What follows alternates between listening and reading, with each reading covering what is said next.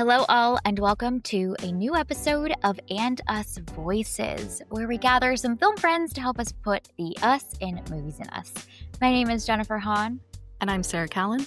And we found that movies can be more than just entertainment, but a way for us to connect more deeply with others and the world around us. We love hearing thoughts from other movie watchers and our movie friends, so we invited a few of them to share with us today. In this episode, we are going to be talking about Se7en, because if you just saw on our feed, our 30th birthday anniversary celebration episode of Se7en was just this past couple of days. So we reviewed Se7en, which was so much fun. And now we're going to do an And Us Voices episode about it. So today, the main question we're answering with regards to Se7en is, what is the most sinister scene from Se7en? And my gosh, there are plenty to choose from. After Sarah and I share some of our favorite scenes and our most sinister scenes picks, you will hear from some of our film friends who were so kind, so gracious to contribute to today's episode. So I've just have to say, I've been loving our And Us Voices. In our last birthday episode, I think one of my favorite episodes that I picked for that, when we do our favorite episode from the past year and our favorite moment, my pick was an And Us Voices episode for the Jurassic Park one. So that was really fun. This series has been so thrilling. Yeah, this series has been so much fun. We have loved, getting to hear more from our film friends and getting to hear the scenes that they are so passionate about in some really, really great movies. And, our podcast name is Movies and Us.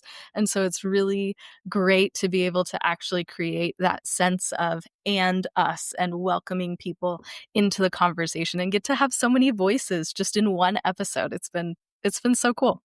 This kaleidoscope, this collage of so many different perspectives about the same story, the same character, the same pieces of content. And yet what resonates with each of us is so different, which is kind of the spirit of this pod. So it's been so cool to see that come to life.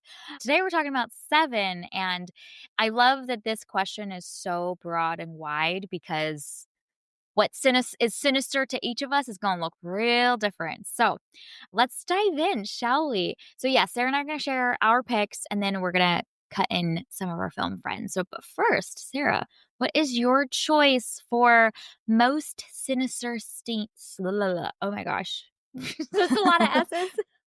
It is a lot of S's. Sinister scene. Nailed it. You got it. Yeah, that enunciation and that elocution. Great job. Words are hard. Yeah, this is another one where I have 3 options this time instead of just 2 that I've been debating between. And I'm not going to lie, I still don't know which one I'm going to choose. So, Jen, will you share your scene first? Because I'm really hoping that yours is one of my 3. And then it'll be a win-win for everybody. And then I don't have to make a decision. It's just the one that's left. Okay, fair. I will do that. Thank you. Thanks for taking one for the team. Glad to be of service. I had 2 in mind as well, but I ultimately went with this one because as my other pick was happening, I was like, I think this might be my choice, because I knew we were going to record our And Us Voices. But then this scene happened. I was like, oh no, I think this is the right one. It's the car ride to Doe's undisclosed location. Is this one of your 2? That is one of my 2. Yes. Perfect. Everybody wins today. We all go home happy. Yeah. So this car ride, I think, it's tense and it's sinister, but not in a visual way. It's all in the mind games that are being played, and I think that is so fun. Obviously, we know that something big is about to happen. So I actually looked up the word sinister, and there's many different ways to think about this word, but one of them is the feeling that something bad or evil is about to happen. And I was like, well, that's this scene in a nutshell. We know that Doe has something planned, and we and our protagonist have no idea what that's going to be, but based on all of the other kills that we've seen, we know it's going to be this big, really bad, evil, awful finale that he's planned for.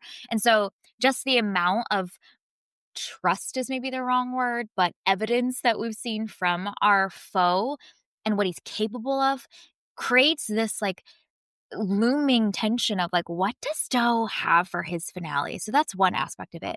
But I think what's even more sinister to me about the scene is the way that John Doe holds Mills right in the palm of his hand for that entire conversation.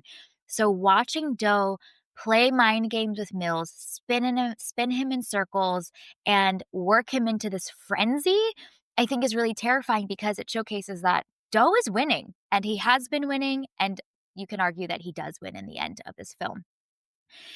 It's also, I think, sinister to just watch the good guy start to lose it. I think it's tragic every time. We love to root for the guy that cares, the guy that is trying his best and wanting to do good in the world and is so earnest about it, and yet becomes the villain in the end, or is showcasing just the flawed nature of human beings and how quickly we can fall into these traps and tendencies almost because we care so much. And so I think seeing that happen with Mills as John Doe is essentially dancing around him and teasing and taunting him over the course of this car ride conversation is also really sinister from like a philosophical level of watching the good guy become the bad guy or stoop as low as the bad guy does by the end of the film. So I think all of that mixed together makes this scene so tense, and it is kind of that weird, eerie quiet before the storm that hits at the end of the film. So watching John Doe continue to win is my choice for most sinister scene in Seven. No, that is a great pick. That scene is so, like, it's so chilling to watch because, and I hate to give him compliments, but Kevin Spacey's performance in this is just perfect. Like, he maintains the perfect tone, like his facial expressions are so like there's like a void there, and yet there's this passion in his voice as he's like spouting all of this stuff. And I think another reason why this is so sinister to me is his idea that people are going to see this and then follow him.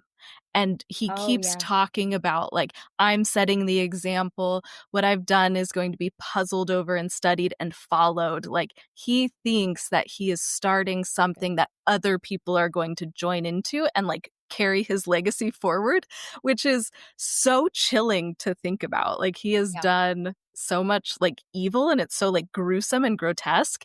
And the idea that he thinks that he is doing this enlightened thing and other people will also see the light and get involved, I think helps make that scene even more chilling to think about. Mhm. And I remember thinking this recent watch as well, but in this era of kind of the news and everyone being really connected in the media and stuff, knowing that that is a line of thinking that a lot of people that do really terrible things today are knowing that it's going to be showcased, knowing that people are going to see it, and that they believe they're starting a movement or that they are going to be remembered in this way, and kind of desiring that like audience, it is even more chilling kind of 30 years later, knowing how much that is a part of the psyche and motivation for a lot of people that do really terrible things that we've seen as of late, I think adds even more to the chilling nature of that line of thought, which I think has only become perhaps more prominent over the last 3 decades and is a problem now. And seeing the way that the news and the media and the press are trying to combat that and not give into that like sense of fame that some are desiring and focusing on those that are affected, I think is like really important how we even like tell the stories of these people. So once again, Seven kind of being ahead of its time or foreshadowing things to come in reality is quite impressive to see how on point it was then and is now. Yeah, it's not great. Great. Oh, great. Very sinister indeed. But it is a great scene. It's not great though. Yeah. Yeah. I'm so pleased this was one of your two Well, choices, so you could walk away yes. satisfied. I will. This is great. You helped me out a lot. It's I got you. I fantastic. got you. What is your pick? What was Okay. your other pick? Yes. So I had 3. And so I'm going to go with the one that I initially thought of when we first came up with the prompt. If this is going to be my other pick. I think This it would be thrilling. I think it might be. We're about to find out. My pick is The Discovery of Sloth. Oh, okay. This was not my pick, but that is a What great was one. your other pick? Okay, I have to share quickly because it was a really great scene. Yeah, yeah, yeah. It's actually the chase sequence that Ooh, happens outside apartment 306, I believe it was. Mostly because for the first hour and 15 minutes of the film, we're gonna cheat and just say both of ours now. For the first hour and 15 minutes of the film, there's almost this like angel of deathness of it. We never know. We've never seen John Doe. We never see photos of him, his body, anything like that. So it feels like this like dark force that is descending upon this city. But seeing that it is a human, it is a man that is behind this, his physical body that we get to encounter. I think the sinisterness of that was really notable. I'm thinking about, like, our conversation around the 1922 Nosferatu, right? It just feels like this angel of death is causing these big things to happen in this town. I kind of felt like that. That's just like this, like, dark force, but realizing that that is coming from a human being, because we finally see John Doe in physical form in that scene, there was, like, sinister eeriness about that of like, "Oh, no.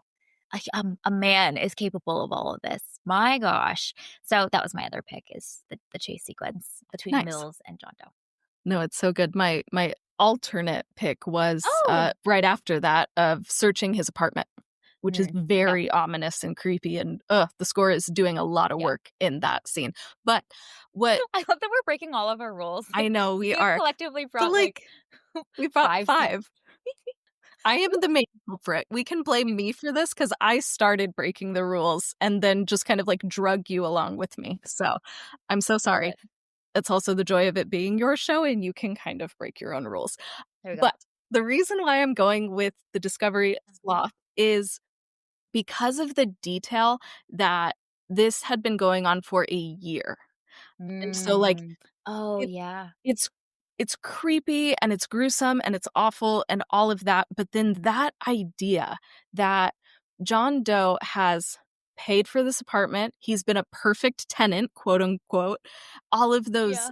air fresheners that are hung on the ceiling because of the smell, the way that he, administers antibiotics to him so those bed sores don't get infected to keep him alive, like all of this Mm. painstaking detail that John Doe went through to keep this poor, poor man alive for a year, torturing him for a year. I think Mm. that makes this scene so sinister. And I also love the way that this whole thing is set up too, because the scene starts out with the chief giving this like, we're gonna get our man, and everybody's suiting up and you see all the cars going and, okay, we're going in guns a-blazing, we're gonna find Mhm. this criminal. And I love the shot when they all walk in and you can just see through the door frame the flashlights of the guns, and then the camera zooms out in, like, it goes toward Sloth and you can just see their lights reflected, and it creates this like really, really eerie feeling of like, oh no, what did they just walk into? What are they going to discover on this bed? And then the more information that Mills and Somerset learn about him, just the more horrific it becomes. So Mhm. that's the scene that I kind of can't get out of my head because it's so disturbing on just so many levels. So that's my pick. That's a great pick because, like you mentioned, it's visually and viscerally disturbing to see. I mean, the man also just like breathes, takes a breath in a terrifying moment as well. But cognitively, when you think about it more and feeling how much detail and planning and intention went into it, that's when it really like deepens in the sinisterness and the evil behind it as well. Like this is not just a moment of evil or a moment of violence. This is like continuous planful, clear awareness of what he's doing as well. And it's neat to see the way that over the course of the film, Mills and Somerset also are continually shocked at how much time and energy and planfulness and intention John Doe puts into his project. At the beginning, they're shocked that he spends half a day with his victim, then a weekend with his victim. And it's like, oh no, actually, a whole year of torturing this man, and the amount of effort it takes to cover all of those tracks as well. Just the amount of detail and planning. Yeah, this man's mind is not the same. It is not the same. Yeah, so cognitively, it almost gets more interesting the more you think about it, almost. Yeah, it definitely gets more horrifying the more that you think about it. And I think that's why, like, even when we came up with this prompt, before rewatching Se7en again, this was the one that I thought of because it just, man, that is a memorable scene for a lot of reasons. The dude Yeah. actually being alive instead of dead. But I think it's that. And the fact that John Doe, to your point earlier when we were talking about your scene, John Doe is able to manipulate these detectives so well that they show up on the 1 year mark exactly to when he started torturing the sloth victim. And so all of those little things, I think, combined to show just how brilliant how John Doe is, which is horrifying. And I think that makes this scene just, man, it's so hard to watch. It's so rough. Yeah. I think that's the I mean, at an overarching level with Se7en and with John Doe specifically, what makes him most sinister and terrifying is that he deeply understands human nature, and he is right for some of those instances. He is not all right, obviously, but they've time and time again, like, people fall into his traps. And so this unshakable feeling at the end of the film, which is that he got everything that he wanted, is what's terrifying. There is no triumph of the good guys get to win over the bad guy. Like, the bad guy wins, and yet the good guy remains good. This is a reference to Somerset. The goodest guy remains the goodest, and is still going to choose to self-sacrifice his life to commit to fighting for his city, fighting for people, fighting for protecting the community. Man, how can the bad guy win and the good guy stay good? I think that's Se7en's kind of interesting deviation in both directions, and both are true by the end. So good. I also do love that we just spent like 15 minutes talking about our most sinister scene, and you brought it to hope again. And I appreciate that you are a positive person and that you process through things like a normal person instead of my cynical self who's like, yes, let's talk about the evils of Se7en. So I just thank you for bringing us to this hopeful place. That was very nice. Listen, when something that is as dark as this, it feels like it like taunts me into like a boxing ring. I'm like, let's go, challenge accepted. There will be some silver lining, which is that Morgan Freeman is still the voice of God and will protect us all. Okay. Oh man. Okay. Well, those were our many picks from 7 of our most sinister scenes, and there's a whole slew of them to choose from. Every scene is sinister in some way in 7, so we are going to share some of what our film friends have chosen next. Hello, my name is Matt Hanna, and I am one half of the podcast Horror Hour with the Hannas that I do with my wife, whose also name is Hanna, hence Horror Hour with the Hannas. You can find us on any podcasting app where we talk about horror movies, review them. We do one each week that releases on Wednesday. You can also follow us on Instagram at Horror Hour with the Hannas, or TikTok at Horror Hour Hannas, where we just do general silly horror stuff and some mini reviews. So I was invited by the Movies and Us crew to talk about David Fincher's Se7en. So first of all, we'll say that this movie is a 5-star film from a 5 out of 5 Letterboxd review. I have seen it many times and pretty much adore this film. A little background. Pretty sure I watched this movie a little too young with my mom, who was the person that got me into horror movies. And I remember her saying that this was one of the movies that really genuinely scared her because of, I think, the level of realism, at least for the movies she'd been watching at the time. So when she finally got to share this one with me, it was a big deal. And I have to agree with her that this movie is bleak and dark, and yet it feels like all of it could happen. And I love that about this. So I was specifically asked to talk about what I believe is one of the most sinister moments, which as I started thinking about it, I realized is very challenging because the entire movie is oppressive and sinister throughout for so many reasons, especially that ending. I mean, it really kind of sets you up thinking maybe you're going to have some kind of interesting redemption arc with the transition between, Morgan Freeman's character's retiring and Brad Pitt's character taking his place. But that is not what we get. This is not your traditional buddy cop film. For me, though, I have one scene that has stuck out to me from the very first time I watched it as one of the most disturbing, one of the most sinister. And for me, that is the Pride kill. And if you don't remember, the Pride kill is where there's a model, like I believe she's a model, and our John Doe goes and slashes her face up, cuts it up, disfigures her, and then he tapes a bottle of sleeping pills to one hand and a phone to the other. He says you can either call the phone and live the rest of your life ugly, or you can take the pills and die right here. And I think the reason I find this one so sinister is because this is the one victim of all of John Doe's really that's given a choice of to take their own life or not. With everyone else, though, they're really kind of subject to whatever John Doe wants from this. And in this one, he gives them the choice. And I think what's so upsetting to me about this is he has to know that there was no chance that she was going to call the phone. He was just so certain in like the folly of man and her deadly sin of pride. And the fact that she takes her own life and does what he expects her to do is so upsetting because that makes him correct in this moment, at least to the viewer. Like, we hope that we would be better, and we hope that these people and these characters would do better and not go with John Doe's will and not prove him right, but they do. And this is some foreshadowing, I think, to like the meticulous planning of John Doe and his full belief in his mission and his ability to eventually complete it by the end of the movie, which is even more devastating when compounding with all of these other things.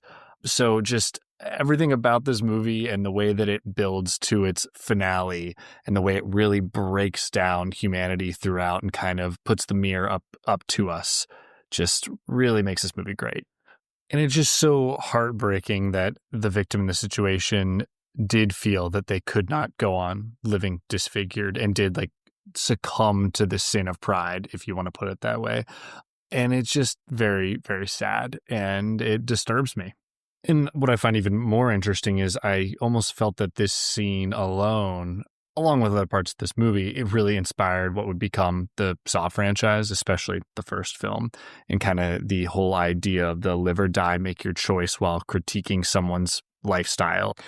Unfortunately, those movies did not continue to have the same success as the first one or get anywhere near the thematic relevance, I would say, of Se7en. So either way, so happy I got to talk about this wonderful and devastating film. So thank you guys so much.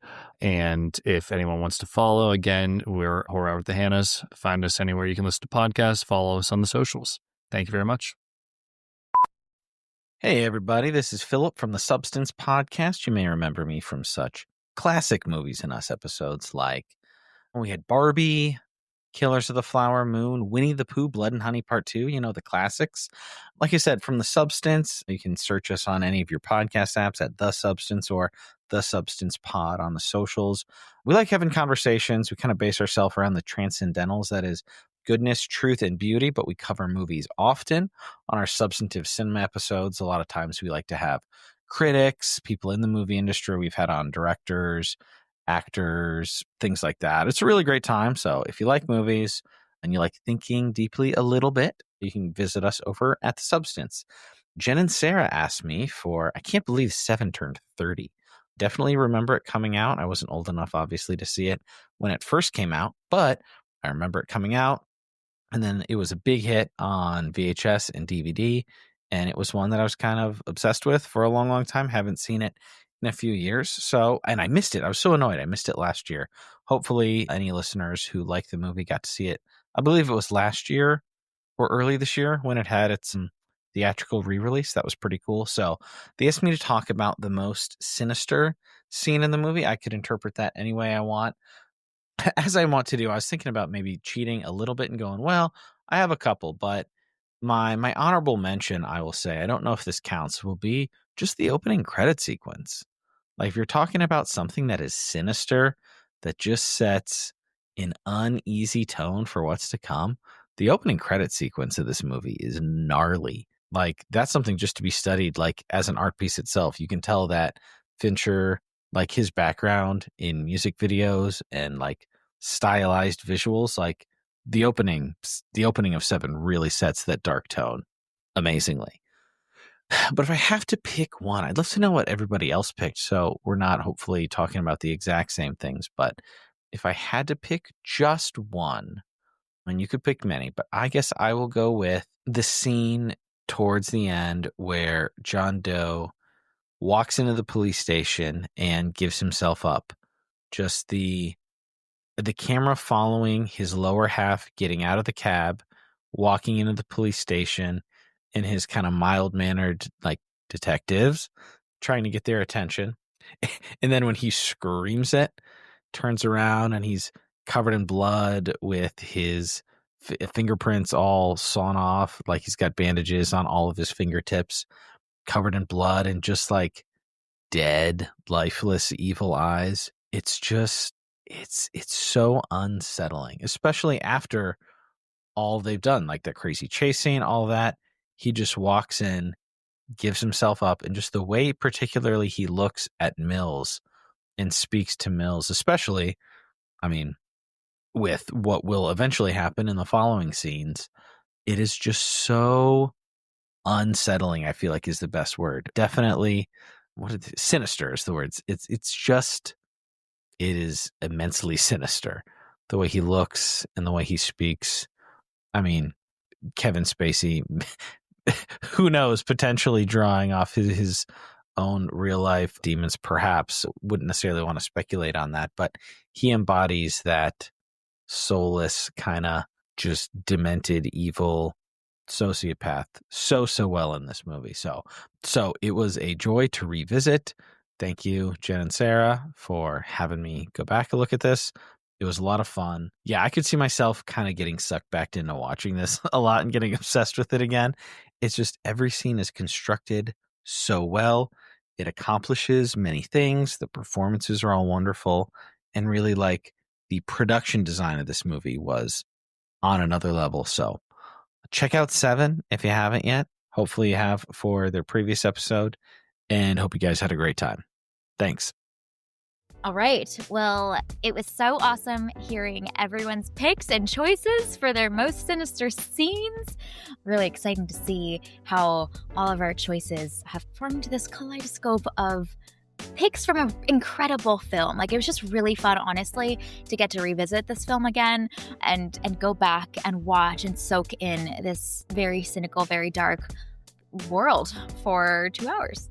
So thank you for listening to this week's episode of And Us Voices.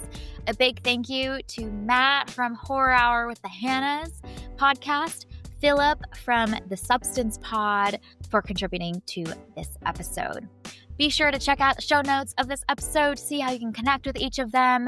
Just always a really fun time connecting with our film friends. So thank you and shout out to each of them. We're so grateful. So be sure to check out this podcast on Spotify, Apple Podcasts, wherever you tune to your favorite shows. Drop us a rating and review. What is your pick for the most sinister scene from Se7en? We want to know. You can connect with us on Instagram, Threads, and Blue Sky at MoviesNestPod or on our website, andusmedia.co. Keep an eye on this feed because we will be back soon with a Movies and Us review. We're very excited. Coconut is out with a new movie, and you know we're going to be there for it. A Big, Bold, Beautiful Journey is our next review. So we hope you have an amazing week, and we'll talk again with y'all very soon.